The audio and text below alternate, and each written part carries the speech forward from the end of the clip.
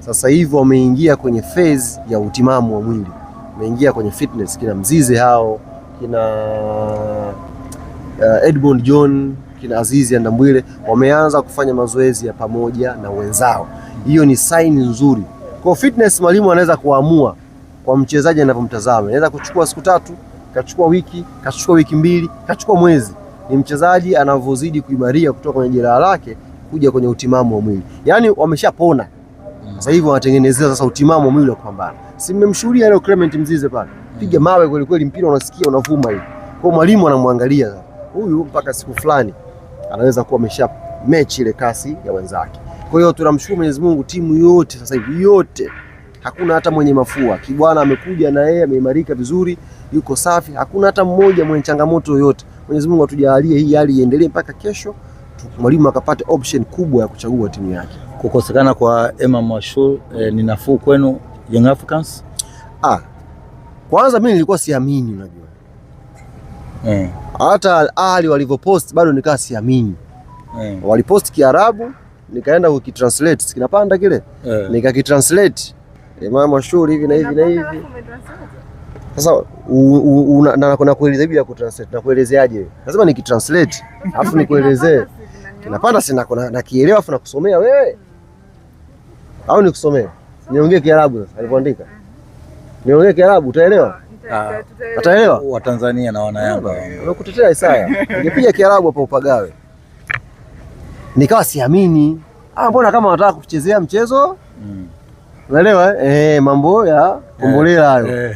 Unajua mambo ya Kombolela kabutua huku kana msubiri kwanza. Leo nimethibitisha Imam Ashur hayupo Zanzibar. Kama umefurahisha ujasusi. Nimethibitisha Imam Ashur hayupo Zanzibar. Nimethibitisha. Sasa kumkosa yule nisiwe mnafiki. Mimi kama shabiki tu wa Yanga. Sijui mwalimu yeye ameonaje, ila mimi kama shabiki wa Yanga zile bleach ni za moto.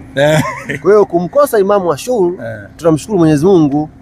Hatujui ama matatizo gani.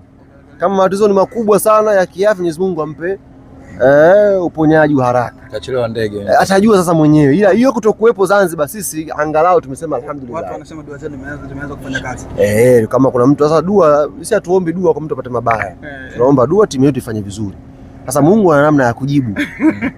Mungu ana namna yake. Unaweza ukaomba leo hela, kesho Mungu anakupeleka jela. Kumbe wewe tajiri kafungwa, kutoka kafungwe naye ili upate hela. Sasa unaweza kulalamika Mungu na masema mazuri umenipeleka jela. Kumbe kuna tajiri yuko jela, unatokea uende kule ukampe maziwa nini na nini ndio line yake upate hela. Mungu na hekima zake. Kwa sisi tumeomba matokeo mazuri. Hatujui atakujaje. Umeelewa? Lakini matokeo mazuri. Ila mimi nimefurahi. Nimejiridhisha kama shabiki tu wa Yanga. Imam Ashur hayupo Zanzibar. Wao watajua wamreplace nani pale, watajua wao. Lakini sisi tumeiandaa timu. Na of course unajua Ali ukiangalia vizuri kila eneo ina watu. Kiambiwa Imam Ashur yupo anaingia yule Zizu na penyewe pa moto hapo. Si ndio panakuwa pana watu wengi ambao wanajua mpira. Lakini yule kukosekana tu nisiwe mnafiki. Najua na wana Yanga wenzangu duniani tumefurahi hilo jambo. Mtoto yule afai. Acha apumzike. Acha apumzike kama Alan Okello. Okello yupo na anafanya mazoezi vizuri, wako sawa. Wewe huyu anachimba chimba nianze kueleza mambo ya ndani kwenye mfumo pale. Sisemi. Wote wapo. Ali ni kama unatisha ule. Wewe umeona? Nimeona. Hujaona mnafiki. Hujaona chochote. Tunaona uwanja wa KMC umefungiwa. Sasa mechi za ligi mtaendelea kucheza kwenye uwanja gani?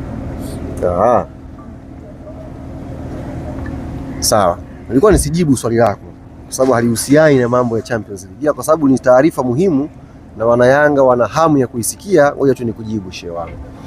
Uwanja ule umefungiwa na saizi wameanza kuchange language. Maana yake ajenda yangu na azimio letu linakaribia kutimia. Wajichanganye sasa hapa. Hizi siku 2 hizi tuwafurahishe. Na akija yule achezi mpaka machi. Ndio mechi ya kwanza. Meusho.